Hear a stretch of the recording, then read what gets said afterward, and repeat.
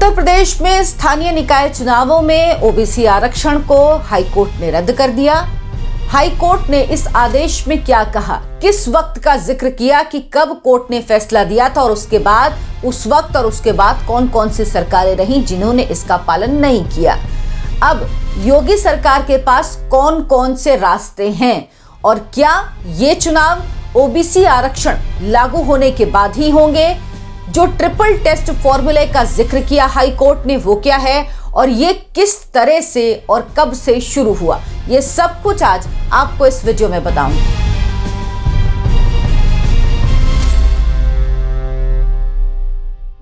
नमस्कार, बहुत बहुत स्वागत है आपका। आपके साथ मैं हूं अर्चना सिंह। अगर आप मेरा चैनल देखना शुरू कर चुके हैं तो मेरे चैनल को सब्सक्राइब जरूर कर लीजिए, ज्यादा से ज्यादा लोगों तक पहुंचाइए। तो लखनऊ हाई कोर्ट की जो बेंच है, इलाहाबाद हाई कोर्ट की जो लखनऊ बेंच है, उसने एक आदेश दिया जिसमें जो चुनावों में स्थानीय निकाय के चुनाव में ओबीसी आरक्षण था उसे रद्द कर दिया और जो नोटिफिकेशन था उसे भी रद्द कर दिया। सरकार को आदेश दिया कि वो जनवरी 31 तक स्थानीय निकाय के चुनावों को कराए। अब इन निकाय में क्या क्या चीजें आती हैं, इनमें नगर निगम आते हैं, नगर पालिका और नगर पंचायत आती हैं। नगर निगम 17 है, नगर पालिका 200 और जो नगर पंचायत हैं ये 545 हैं जिनमें चुनाव होना है। और अब कोर्ट ने आरक्षण, जो ओबीसी आरक्षण था, उस पर रोक लगा दी है। सरकार का कहना था कि यह राजनीतिक आरक्षण है। 2017 में जो सर्वे हुआ था उसी के आधार पर इसे लागू किया गया है, लेकिन कोर्ट ने इनमें से कोई दलील सरकार की नहीं मानी और साफ कर दिया कि नोटिफिकेशन रद्द हो गया है और बिना ट्रिपल टेस्ट के ओबीसी आरक्षण तय नहीं किया जा सकता। और अगर ट्रिपल टेस्ट यानी ये पूरी प्रक्रिया की जाएगी तो इसमें बहुत वक्त लग जाएगा। जरूरी है कि जल्द से जल्द जो स्थानीय निकाय हैं उनका गठन हो, इसीलिए चुनाव 31 जनवरी तक कराए जाएं, ये कहा हाईकोर्ट ने।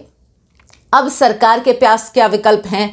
हाईकोर्ट ने इसमें एक जिक्र और किया। हाईकोर्ट ने कहा कि हमने 12 साल पहले आदेश दिया था कोर्ट ने कि ट्रिपल टेस्ट का फॉर्मूला अपनाया जाए और उस फॉर्मूले के तहत ही इस आरक्षण को लागू किया जाए, यानी लोकल बॉडी के इलेक्शंस में ओबीसी आरक्षण के लिए ट्रिपल टेस्ट फॉर्मूले को अपनाया जाए, उसी आधार पर रिजर्वेशन दिया जाए। लेकिन अब तक कुछ नहीं हो पाया। सरकार ने कहा कि इससे पहले कोई याचिका लेकिन नहीं लगाई गई।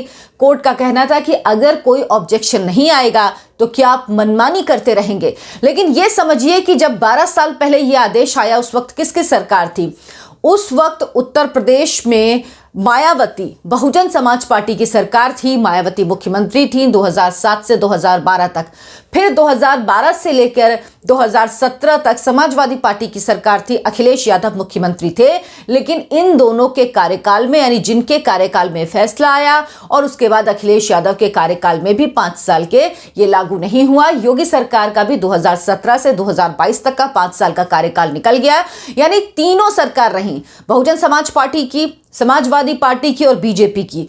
किसी ने इस पर कोई काम नहीं किया। जिस तरह से चला आ रहा था तरीका, उसी तरीके को लागू किया और कोर्ट ने इसी पर ऑब्जेक्शन किया है। तो अब सवाल यह है कि अब सरकार के पास क्या रास्ता है? ट्रिपल टेस्ट फॉर्मूला क्या है? क्या सरकार अगर किसी और तरह से, अगर विधानसभा के जरिए अगर कोशिश करे कि वो इस आरक्षण को लागू करे तो क्या वो कर पाएगी?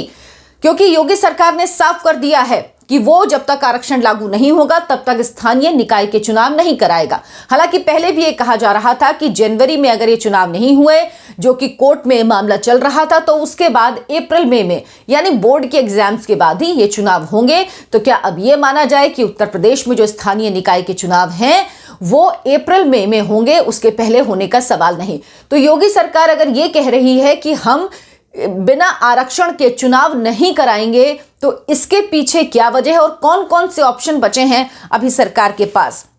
पहला ऑप्शन ये हो सकता है, जो ये मामला है इसको लेकर सुप्रीम कोर्ट में जाए।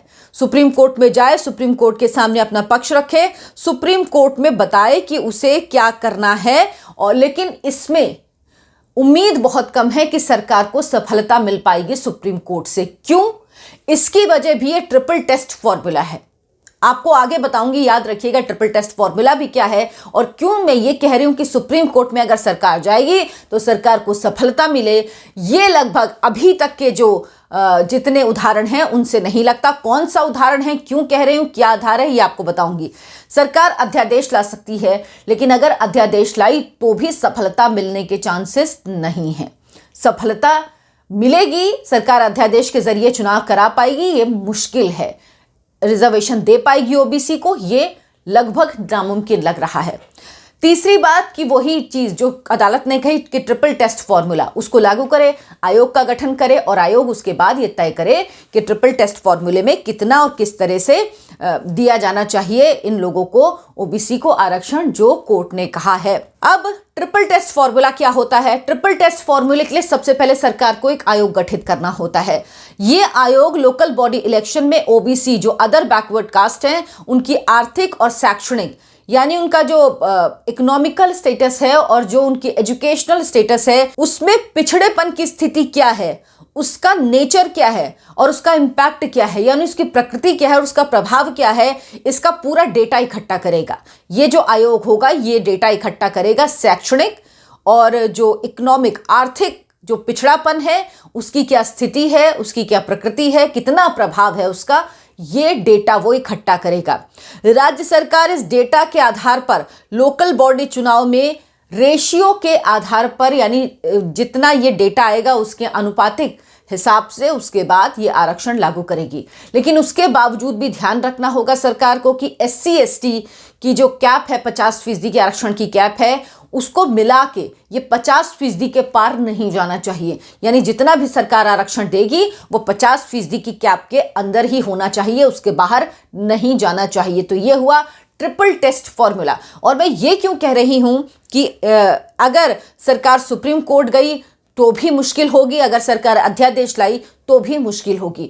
उसके लिए यह समझिए कि ट्रिपल टेस्ट फॉर्मूला आया कब। यह ट्रिपल टेस्ट फॉर्मूला दरअसल महाराष्ट्र के एक मामले को लेकर आया था, जब महाराष्ट्र सरकार ने 92 नगर परिषदों और नगर पंचायत के चुनाव का ऐलान किया ओबीसी आरक्षण के सहित।